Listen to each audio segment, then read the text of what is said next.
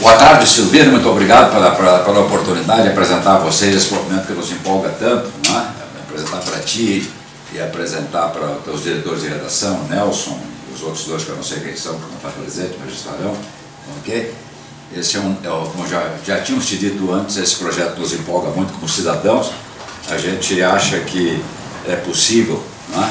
Se a gente se movimentar convenientemente, a sociedade civil, é possível que a gente cause algum impacto na situação que nós vivemos hoje, que é de total nojo, né, pelo que está acontecendo no país, em termos de escândalos um atrás do outro. Não dá mais para ler jornal. Eu escrevi um artigo que foi publicado no teu jornal a semana passada sobre isso, dizendo que nós estamos revoltados com essa situação, nós cidadãos decentes desse país, e gostaríamos de não ficar simplesmente parados, né, enquanto a caravana passa. Precisamos também ladrar. Então, como eu disse no meu artigo, a gente fica muito perplexo de ver que, por exemplo, se consegue reunir em São Paulo 2 milhões de pessoas na parada gay. Não tenho nada contra os gays, eu sou gaúcho.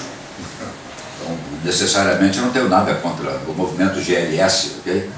Mas o problema é o seguinte, quer dizer, como é que nós conseguimos, nossa sociedade civil, conseguimos reunir 2 milhões de pessoas na Avenida Paulista para uma parada gay e não conseguimos reunir os gatos pingados para lutar contra essa barbaridade que assola o país, cuja culpa finalmente é nossa, porque nós é que elegemos esses caras, ok? A democracia tem esse preço a pagar. A gente sabe que o voto democrático é igualitário, quer dizer, o meu voto é igual ao de qualquer um, de vocês é igual ao de qualquer um. Nós somos o maior contingente eleitoral que existe no mundo, então é difícil controlar essa situação, ok? E conviver com todas as bolsas que existem aí de plantão no momento, bolsa Louis Vuitton para banqueiro. O banqueiro recebe bolsa Louis Vuitton, não é?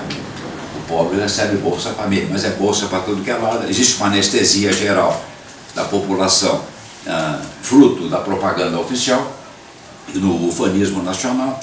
E nós estamos, sabe, nós somos uma ilha de prosperidade num mar. Como não tem mulheres na sala, vou dizer a expressão que eu gosto de usar, num mar de merda. Aqui nós somos uma ilha de prosperidade. Até quando nós vamos manter essa situação, nós não sabemos. Mas é preciso que a gente dê uma contribuição. Ok, somos idealistas? Somos. Todos nós somos idealistas. Quem de nós não quer ter um país mais próspero e socialmente mais justo? Todos nós queremos ter. Agora, é preciso que a gente vença a barreira da inércia e parte para a ação. A civilização brasileira, a famosa civilização brasileira, já demonstrou no passado recente que quando ela se mobiliza, ela consegue algumas coisas. Quem não se lembra aqui das diretas já? Vocês têm mais ou menos a idade suficiente para se lembrar das diretas já. Quem não se lembra do impeachment do presidente Collor, né? Que foi empichado por causa de um carrinho Fiat? Okay? Quem não se lembra agora, recentemente, da votação da ficha limpa? Quem não se lembra também do movimento que nós fizemos contra aquele imposto sobre o cheque, né? Como chama que trouxe? CPMF. Aquilo lá, né? Que volta e meia é recorrente o assunto, né? Mas aqui nós queríamos mostrar para vocês o nosso movimento Voto Consciente, né, com essa agenda aqui, né? Que é os objetivos do projeto, o histórico, daquilo que aconteceu no nosso Case History, que foi em 2008 no Guarujá, um projeto que nós temos para a eleição deste ano e a discussão e definição dos próximos passos. Essa é a nossa agenda, não queremos tomar de vocês mais do que meia hora para tudo. Os objetivos do projeto são muito simples. São sensibilizar o eleitor para que ele escolha seus candidatos de forma consciente. Nós sabemos que o eleitorado brasileiro não elege de forma consciente. Pesquisas recentes publicadas por todos os jornais do Brasil revelam que 90% dos eleitores não sabem em quem votaram no dia seguinte da eleição. Esse é um dado brasileiro, porque ninguém sabe quem votou para vereador, não sabe quem votou para senador, ninguém sabe o que é um senador, ninguém sabe para quem votou para deputado. Então o voto realmente, por ser obrigatório no Brasil, né, geralmente não é um voto muito consciente. Além da famosa indústria da compra de voto que existe aqui dentro do Eduardo Cabral. Né? Mas então, nós queremos sensibilizar o eleitor para que ele tente, né, decida escolher seus candidatos de forma consciente. E depois acompanhar e divulgar relatórios de avaliação do desempenho dos representantes eleitos. Em 1915, quando eu estava trabalhando no Diário de Notícias em Porto Alegre, eu escrevi um artigo, né, que eu reproduzo a cada ano, a cada eleição, que dizia: adote o seu político. Naquela época, não existia nenhum recurso tecnológico para a gente acompanhar o político, não, mas eu insistia que nós devíamos acompanhar e adotar um político. Se cada um de nós adotasse um, todos seriam adotados. E como forma de comunicação, tudo bem, fumaça, pombo-correio, seja lá o que fosse na época. Até tinha telex já, na ocasião. Então eu escrevo esse artigo desde 1915, e continuo escrevendo em todas as eleições e vou continuar escrevendo. Porque é preciso que esse trabalho de sensibilização e conscientização do eleitor tenha que significar uma relação de causa e efeito com quem a gente elege. A gente elege alguém, não vamos entrar aqui no mérito do sistema eleitoral brasileiro, que é absolutamente inadequado, mas, sabe, não tem voto distrital, quer dizer, enfim, esse tipo de coisa. Mas, enfim, nós precisamos, de alguma forma, sensibilizar o eleitor. Como é que nós vamos acompanhar e divulgar os relatórios de avaliação de desempenho dos representantes que nós mesmos elegemos, né? Usando metodologia para educação política e cidadania, que possa ser reproduzida em qualquer município, adaptando-a ao seu porte e número de eleitores. Esse é basicamente o que a gente tem em mente. O nosso método é a educação para o voto consciente, né? O acompanhamento e participação na política local, a avaliação dos eleitos após a eleição e o debate sobre as prioridades das políticas públicas. Isso é permanente, né? O alcance, nós obviamente sonhamos em atingir o país inteiro, né? 5 milhões, 600, não sei quantos municípios, né? Quer dizer, não é uma tarefa fácil, mas sonhar é preciso, né? E começando com as eleições municipais de 2012, deste ano. Na primeira fase, nós queremos escolher municípios onde as entidades organizadoras já tenham alguma estrutura formada ou onde poderão formá-las a tempo de desenvolver o trabalho proposto. Claro, o tempo sempre é curto para tudo que a gente quer fazer. Nós estamos aqui no fim do mês de abril, eleição em outubro, quer dizer, temos que correr atrás da máquina, mas é possível, né? Agora, por que a Rede Anhanguera de Comunicação, e por isso que nós estamos agradecendo essa reunião? Porque a Rede Anhanguera de Comunicação é uma rede de comunicação que quiçá seja a mais importante que existe no estado de São Paulo, no interior do estado de São Paulo. E como todo mundo sabe, o interior de São Paulo é o segundo mercado mais importante do país, é maior que a Argentina, okay? Por exemplo. Então é um negócio muito importante que a gente tenha alguma ação e alguma repercussão numa área tão importante do ponto de vista econômico, político e social como o interior do estado de São Paulo. Vocês veem as cidades onde a Rede Anhanguera tem muita penetração e muito prestígio merecido, como Piracicaba, Campinas, que é a sede, Indaiatuba. O histórico. Então, nós baseamos essa proposta naquilo que já aconteceu, não é um sonho de uma noite de verão. Quer dizer, esse projeto é baseado num fato real, coisas que aconteceram e, portanto, são reproduzíveis, podem ser reproduzidas, né, num cenário maior, né? O IBV e o Instituto Brasil Verdade desenvolveram um trabalho conjunto para regimentar os movimentos sociais do Guarujá para desenvolver ações conjuntas de educação política. 33 entidades aderiram ao projeto, formando os Amigos do Guarujá. Quer dizer, claro que o nosso sonho é ter os amigos do Brasil, né? Mas, enfim, vamos ter amigos por município, quem sabe um dia nós mesmos sejamos os amigos do Brasil, tá? Foram treinados 14 agentes de cidadania que ministraram 268 palestras em escolas, igrejas e comunidades para uma audiência de 8 mil pessoas, atingindo indiretamente 32 mil pessoas, quero frisar. Okay? Foram feitas 268 palestras, não uma, nem duas, nem uma dúzia, 268. Os custos com material e ajuda de custos para os agentes foram da ordem de R$140 mil, vindos de contribuições obtidas em ações coordenadas pelo Instituto Brasil Verdade.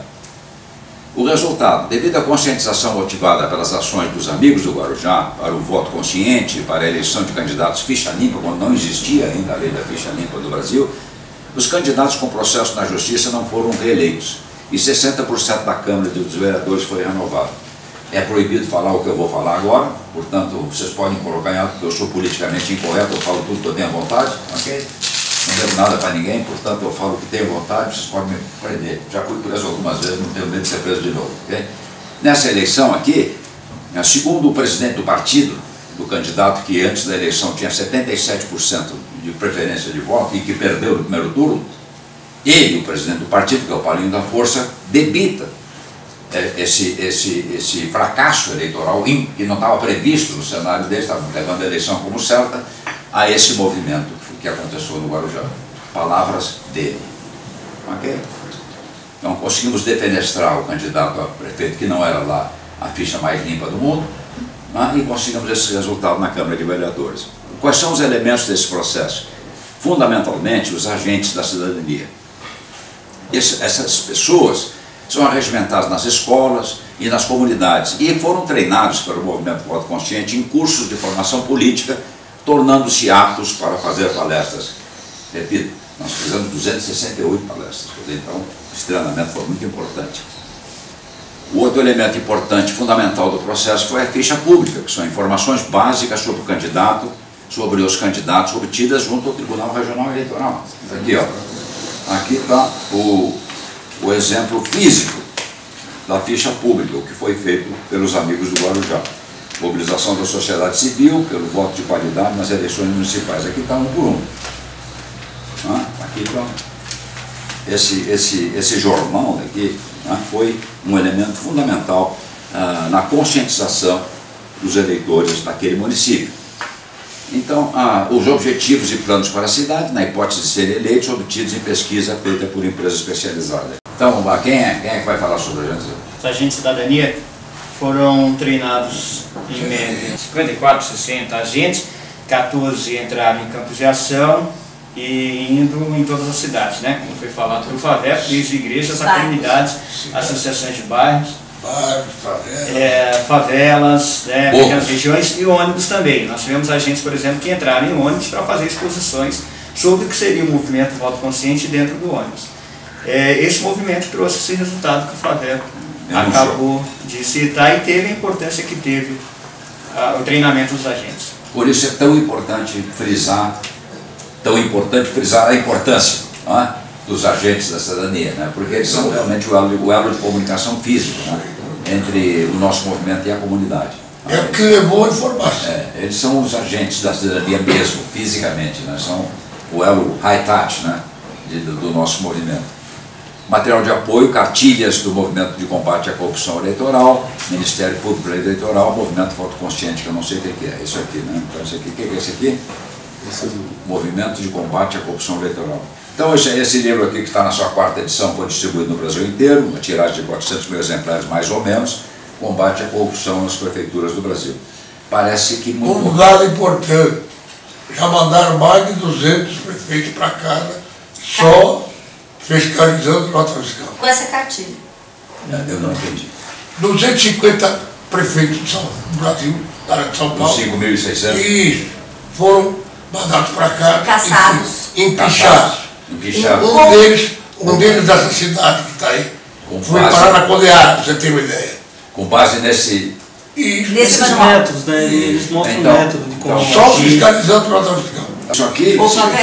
Esse livro ele é importante porque ele é entregue na mão de lideranças locais para seguir estes procedimentos. Essa receita. E como consequência, desde 2003, resultado dessa campanha, né, de passar esses procedimentos, nós temos 250 prefeitos já caçados. Então, isso é interessante. Quer dizer, esse livro, 400 mil edições, tem sido distribuído para lideranças locais. Isso. E essas lideranças locais seguem esses procedimentos. Baseado nesse procedimento que está aqui, quer dizer, já conseguiram defenestrar mais de 250 prefeitos pelo Brasil afora. Começou na cidade do Marmo Trevisan, né? Do Antônio Marmo Trevisan. E na Amarrigo, que é a cidade do Marmo Trevisan, eles já botaram fora 3 prefeitos. Ele começou lá, foi um sucesso. Imagina, lá em Campinas não chegou o livro, já botaram para a rua 3 prefeitos também, prenderam a mulher e tudo. Esse é o livro.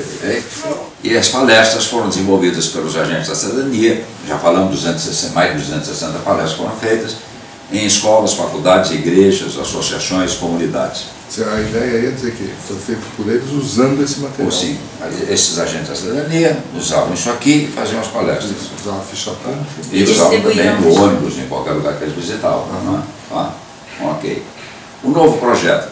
Os objetivos específicos são muito simples, repetir no Guarujá e outros municípios a experiência bem sucedida de 2008, aprimorando os processos utilizados e buscando novas parcerias e novos patrocinadores.